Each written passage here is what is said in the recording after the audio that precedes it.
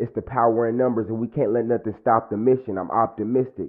It's collaboration over competition, rising way above the opposition. Who rocking with it? Um, I want to kind of touch on your what do you call your grow? The dispensary? What do you call that? Okay, so it's grow. not a dispensary. We're No, public. grow Okay, house, and grow this is house. that's a difference. Yes, sir. Okay. So the grow house is mainly just for me and my growers and my workers. Okay. We're growing the plants. We're taking care of it from the seed to the time it's time to cut off, dry it, trim it. So we do the whole 9 yards. Okay. So the dispensary, that's who comes to us and gets the product and then go sell it to the public. Okay, so you the plug. Yeah. Okay. Yeah.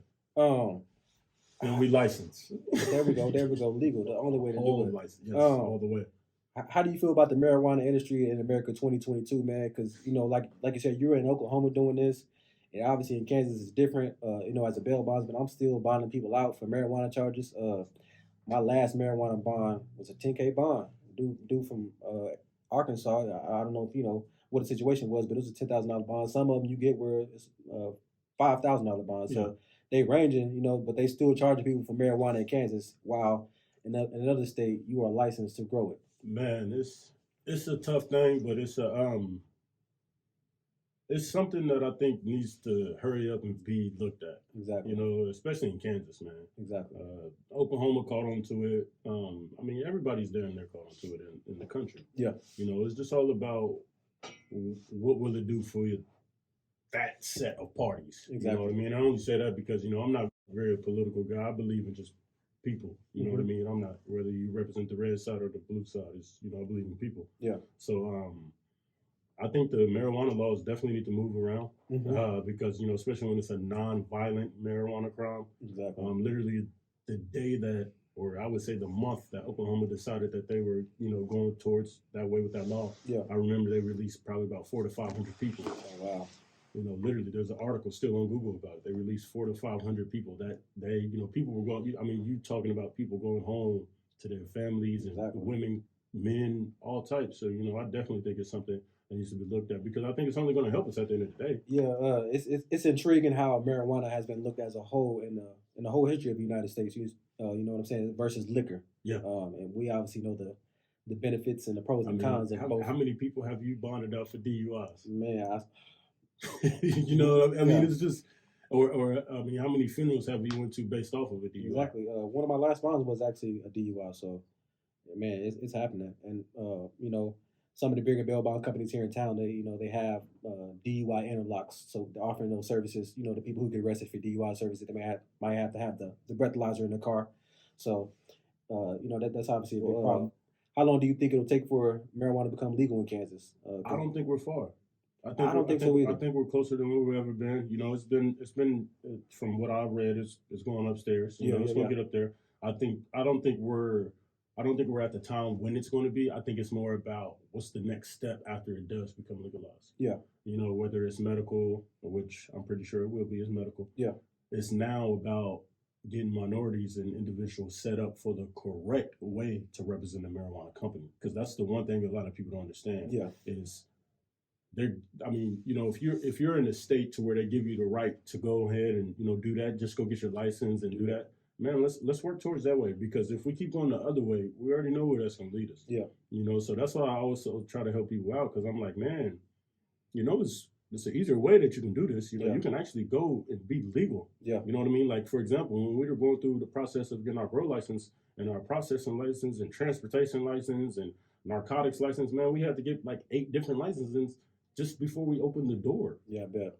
And the thing about it, the great thing about it is now is, you can go to your spot and you can breathe. Yeah. You know what I mean? Yeah. You got OMA, the Oklahoma medical marijuana people. Mm-hmm. They come in and check all your stuff, and when you can get signed off, it's just a blessing, man.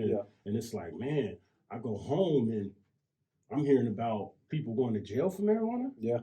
We've all heard those stories, reference from famous guy in the marijuana industry, Burner, about grow houses, even when being legal. Sometimes back in the day, with the laws being so gray, police still coming in, messing up the operation. You know what I'm saying? So it's my mentor told me, and he just put it pretty plain in sight, and you can see it on his new podcast show he just did.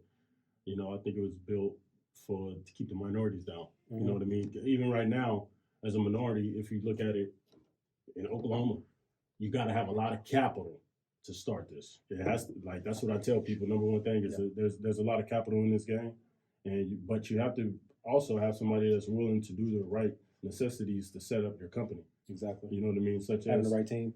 There used to be no banks that you can go through for cannabis companies. Now you can go through a bank. Yeah, I've heard that. You know, we have a bank that we go through now, and it's lovely. Oklahoma State Bank, they treat us good. Hey, I know the profits coming. See, they treat us good. Yeah. But the thing about it is, man, you have to set yourself up for that. You can't keep going the old route. You know, if it becomes legal, oh yeah, we can just go to the corner. No, dog, you can make some millions. You can make hundreds of thousands of dollars a month from this.